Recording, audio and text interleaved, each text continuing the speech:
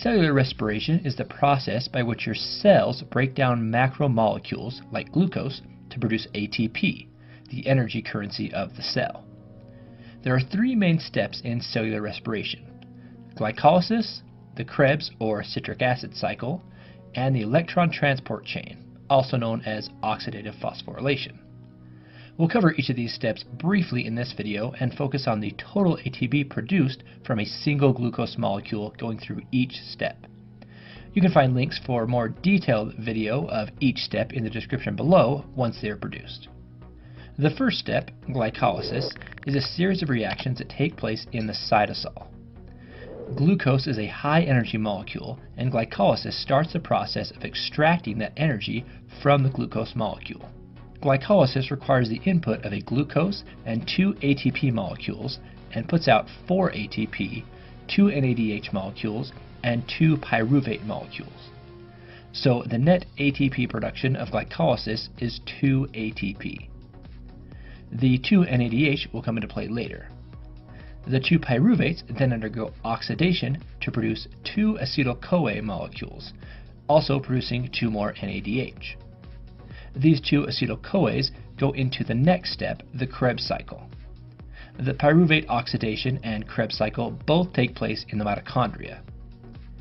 Each acetyl-CoA goes through the Krebs cycle separately and produces 3 NADH, 1 FADH2, and 1 ATP, or GTP.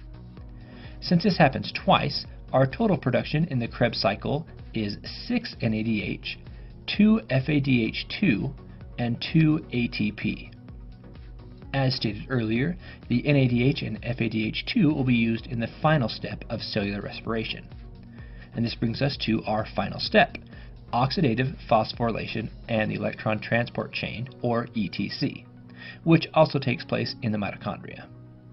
Without getting too complex, this step utilizes the NADH and FADH2 to create a concentration of hydrogen ions and electrochemical gradient on one side of a membrane. Now, this sounds complicated, but just think of it like a dam holding a high concentration of water on one side. Our hydrogen ions are like the water. And just as the water pressure of a dam can push a turbine to create energy, the high concentration of hydrogen ions powers a pump to create ATP. The pump in this case is a very efficient enzyme called ATP synthase.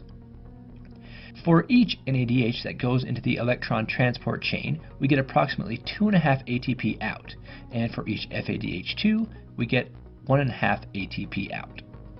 Looking at our totals for a single glucose molecule, we have 10 NADH, 2 from glycolysis, 2 from pyruvate oxidation, and 6 from the Krebs cycle, which yields approximately 25 ATP in the final step of oxidative phosphorylation.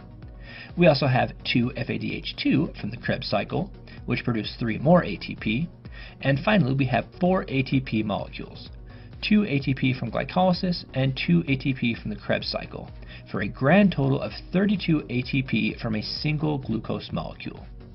It's very important to note here that there is a theoretical yield of 38 ATP, but conditions in the cell put the actual yield between 30 and 32 ATP.